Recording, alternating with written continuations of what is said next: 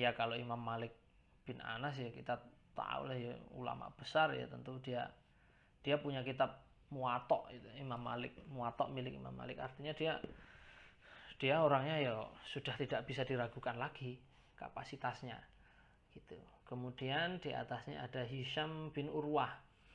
Hisham bin Urwah juga derajatnya thiqah, dia dhobit dan adil. Kemudian di atasnya lagi ada Urwah bin Zubair, ya, adiknya Abdullah bin Zubair, cucunya Abu Bakar.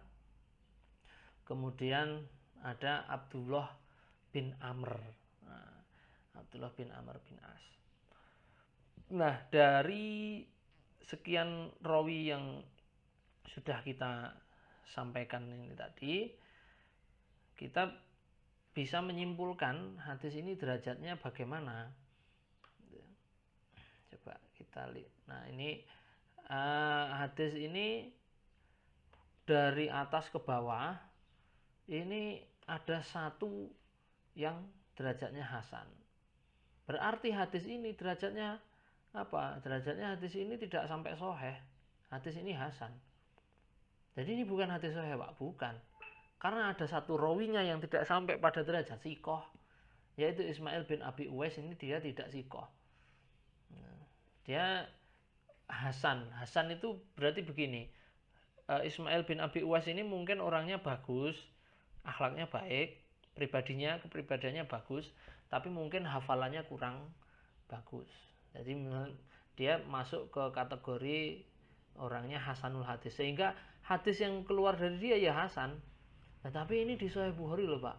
Ya pernah Sahih Bukhari, tapi kalau secara analisa hadis dia hasan, hadisnya ya hasan. Jadi jangan sampean harus paham bahwa apa, kalau bukan berarti kalau sudah hadis itu sudah masuk ke dalam kitab Sahih Bukhari itu terus pasti sahih, itu tidak. Hadisnya Bukhari itu yang sahih ya banyak, yang hasan ya ada, yang dhaif juga ada. Di Sahih Bukhari itu ada hadis dhaif. Sampean pasti kaget kalau melihat ini. Kita baru lihat yang hasan gitu. Nah, tetapi kita harus pahami juga, meskipun ini hadis ini hasan, tetapi kita kan juga harus mencari pembanding pada kitab yang lain.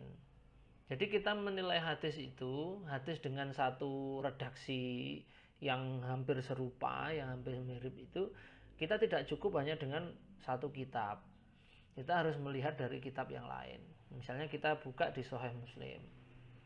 Nah, Sahih Muslim kita buka. Maka loading ya. Nah, kita lihat.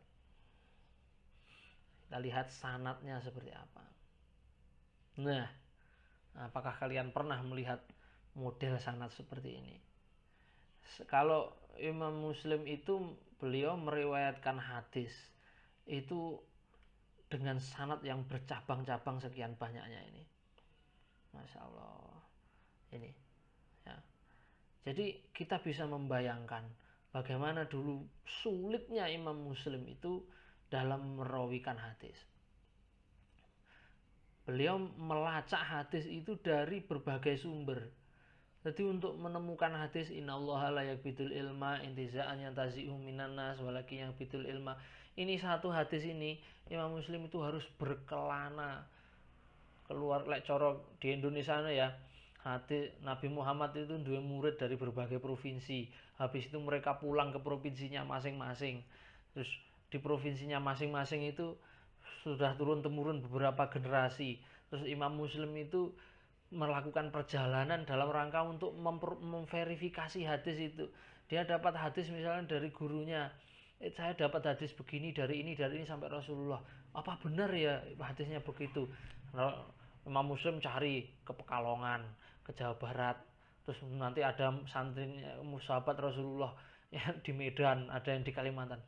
Seperti itu hanya demi untuk memverifikasi hadis seperti ini. Kita bisa bayangkan luar biasa itu. Imam Muslim bin Hajjaj itu. Ya, jariyahnya luar biasa. Nah, kita lihat di sini Imam Muslim bin Hajjaj, tapi saya yakin kalian pasti tidak akan milih yang ini. Imam Muslim bin Hajjaj mendapatkan dari Muhammad bin Ala. dan Yahya bin Yahya, kemudian dari Muhammad bin Hatim, kemudian dari Zuhair bin Abi Syaibah, Muhammad bin Nafi, kemudian dari Abed bin Hamid, kemudian yang dua ini tidak kelihatan, ini ketutupan kamera saya, kemudian di atasnya lagi.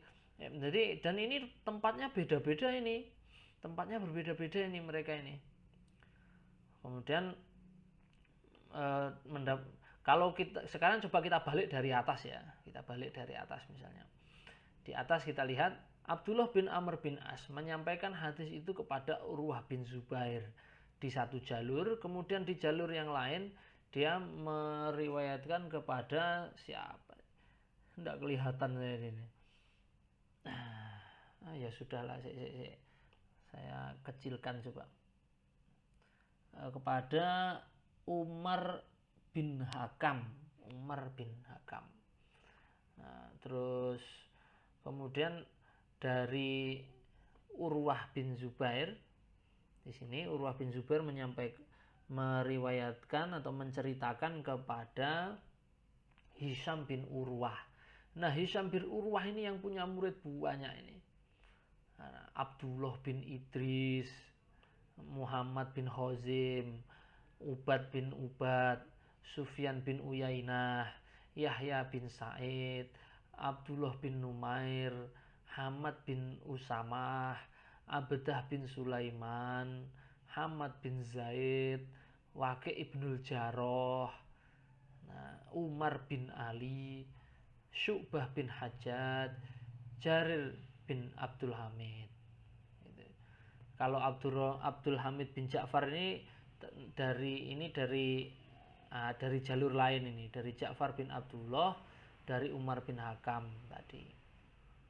Luar biasa ya. Nah, ini terus turun begitu sampai dikumpulkan oleh Imam Muslim bin Hajjaj. Nah, kalau sanadnya bercabang-cabang semacam ini terus gimana, Pak? Ya kita lihat kalau ada satu jalur yang yang sahih sampai akhir ini, yang sikoh sampai akhir ini.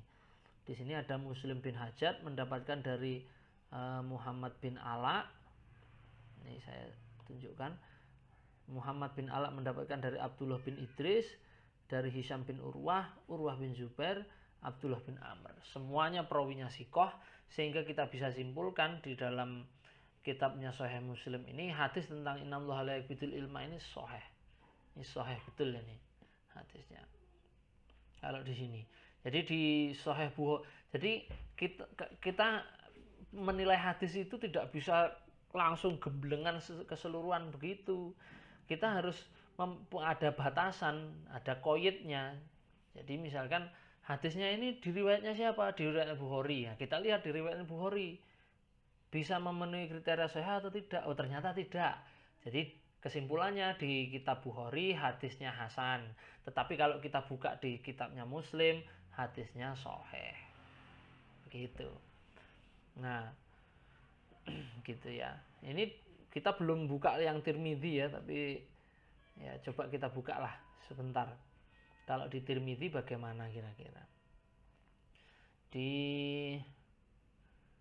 Jami' Tirmidzi. Nah, di Jami' Tirmidzi kita melihat ada